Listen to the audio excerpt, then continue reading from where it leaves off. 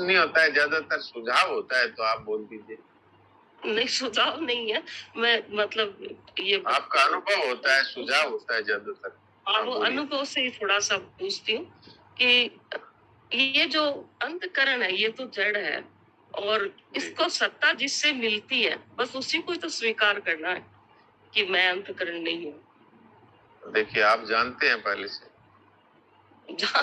ये मुझे अनुभव हो रहा है, इसलिए मैं हाँ, तो यही मैं कह रहा हूँ, आप तो ज्यादातर अनुभव ही बताते हैं अपना। प्रश्न तो आपका डॉक्टर साहब, एक छोटी सी बात पर, एक कोई जो नई नवेली दुल्हन जब गर्भवती होती है तो उसका ध्यान या तो माँ या फिर सास, जो अनुभवी औरत होती है, वो बड़ी अच्छी तरह से रखती है।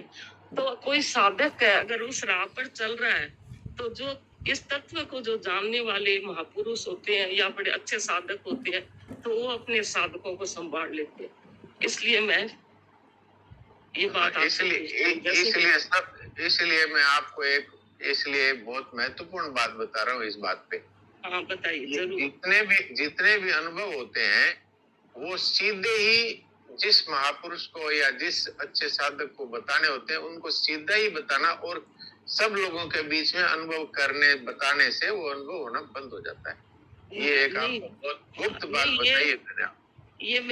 मैं बहुत दिनों से ये मैं रोज सोचती हूँ कि ये बात पूछूं, तो इतने में उसका समाधान हो जाता है। फिर मैं किसी को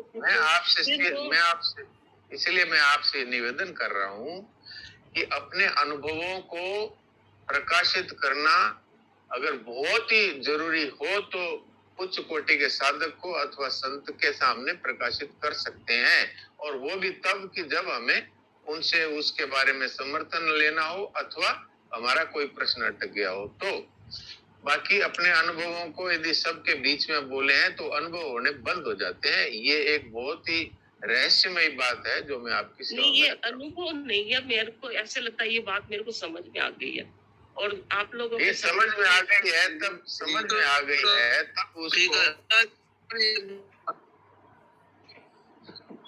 जो बात समझ में आ गई उसके लिए नहीं है हमारे, तो जो समझ में नहीं आई उसके लिए प्रश्न है।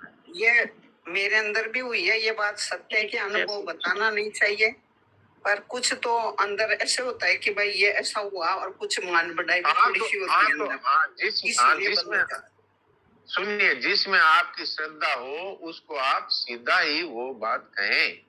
सब लोगों के बीच में अपने अनुभव को बताने से अनुभव होना बंद हो जाता है, उसमें एक अपने श्रेष्ठता का भाव आने लगता है। ये पहले भी बात आई थी, आचार्य जी ने भी कहा था ये बात एक दिन आगे। ये महाराज जी की बताई बात है, इसलिए आपकी सेवा में रख दी। मेरे को नहीं लगता कि मुझे अनुभव, मेरे को ये लग रहा है कि मेरे को ये बात समझ में आ गई है, तो मैं वो तो समझ में आ गई तो उसको क्यों आप प्रकट करते हैं? तो नहीं समझ में आई उसको प्रश्न रखें, समझ में आ गई उसको क्यों प्रकट करते हैं? फिर वो आपका अनुभव होना बंद हो जाएगा। ये भगवान का एक विधान है, क्योंकि वो एक श्रेष्ठता का अभिमान आ जाता है सब लोगों के बीच में। मैंने अपना अनुभव बताया, तो ये ठीक नहीं है। इसलिए मैंने आपको जो महाराज जी से सुनी वो बात आपकी सेवा में रख दी। बाकी मैं आपको अच्छा मानता हूँ, अच्छी श्रेणी के साधिका हैं आप जी। नारायण नारायण। आप विजन सुन लीजिए, समय काफी हो गया। हाँ जी, कुछ बोल रहे?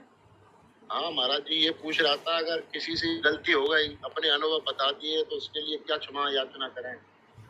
भगवान के सामने बैठ कर रोना चाहिए कि महाराज मेरे मन में ये बात आ गई कि लोगों को मैं अपनी अनुभव बताऊं, तो ये एक प्रकार से अपने में श्रेष्ठता के अभिमान का भाव ना आ जाए, आप कृपा करें और भविष्य में मेरी ऐसी गलती ना हो। ऐसे भगवान के सामने कह दो, हो जाएगा प्रायश्चित।